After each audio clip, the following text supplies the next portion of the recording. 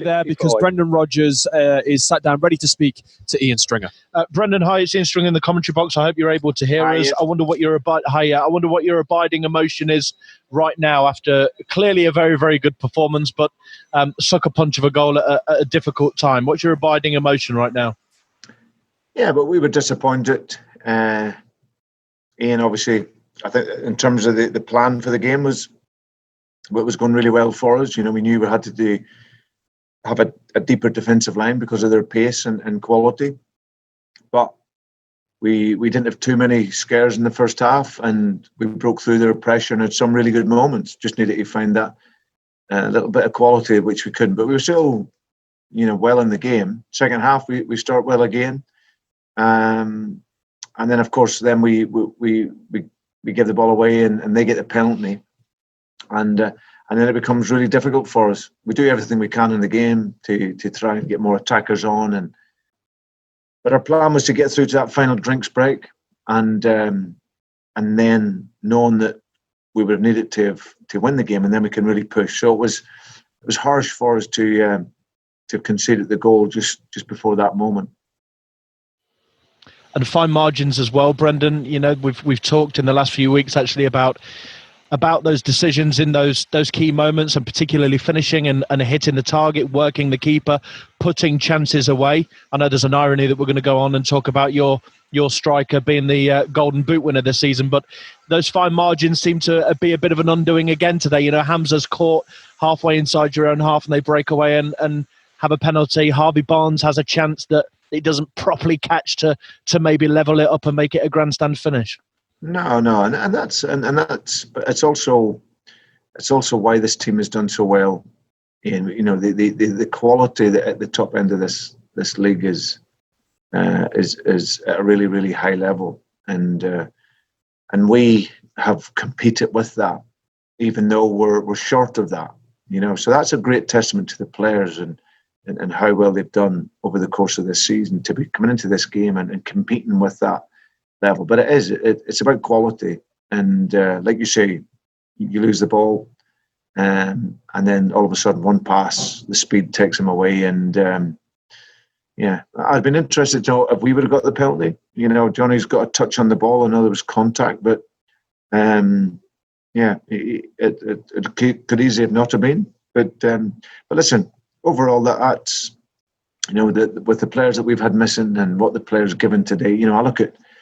I look at James Justin today and look at his performance. This is a young guy, lost his father only a few months, and he's come in from playing in League One into ourselves, and he's played at right back, he's played at left back, he's played at centre half, and today I thought he was absolutely outstanding.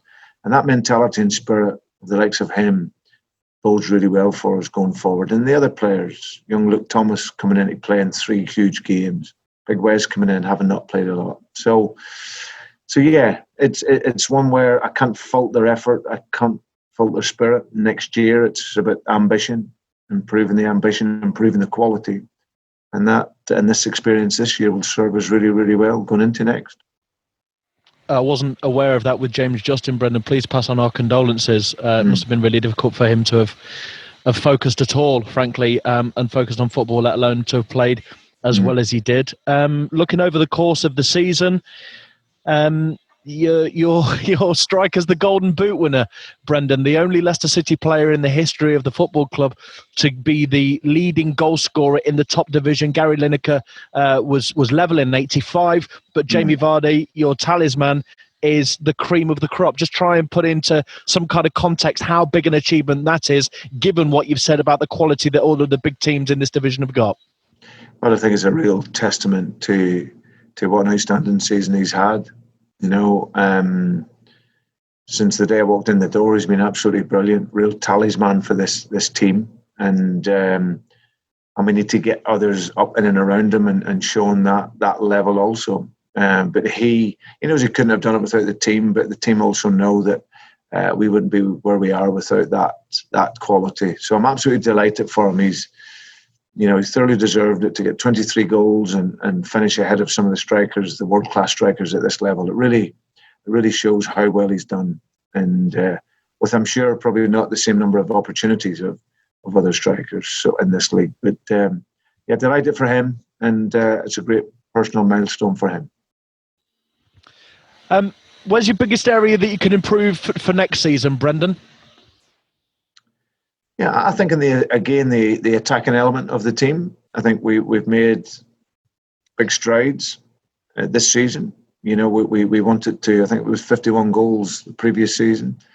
We knew if we needed to arrive in the top six, we were looking at 65 plus. So we end up, I think, with 67. So that is a fantastic return in a short period. But if you're going to then challenge up above that, it's trying to get even more creativity and even more quality into the squad. I think defensively we've been strong in the main a lot of the season. We've obviously been hurt in this last period. You know, 3 out of our back 4 out of the team, and that speed and quality will affect any team at this level. But generally, I'm pleased with how we defend, and like I said, we would like to add more creativity and more attacking thrust at the top end of the field. Regarding the transfer window, Brendan, are you worried at all that some of the Premier League teams may poach some of your better players now you don't have Champions League football? They may look to, Ian. It's something that, you know, I'm quite relaxed on. It's unfortunate, you know, we have a talented group of players, of course, which I'm sure will interest some. But what we have here, all we can offer is a wonderful environment to come and play, develop, work in, and improve as a player. And like I said, we'll see where it goes from there over the course of the off season. And finally, from me, if you wouldn't mind, are you excited by the Europa League in the cold light of day, maybe in a few days or a week's time, and you are planning European football? Does the Europa League excite you and your players? No, absolutely. Listen, we finished in the second highest league position in the Premier League's history here for Leicester. So that takes us into European competition, and I'm really, really excited by that, because I think it's that next step for this squad of players. You know, we probably arrived a bit earlier than what we thought, but the boys have had a very, very good season. Now that takes us into Europe, and those experiences, playing at the level of competition, also playing in midweek and playing at the weekend, that, you know, that gains you that experience, makes you that bit more robust, and that's something that those experiences will really help this squad. So yeah, excited by that, and like I say, we'll look to have a great experience hopefully in it as well. Appreciate your time, Brendan, and thanks for speaking to us this season, and congratulations on Cheers. European football. Thanks, Ian. Thank you.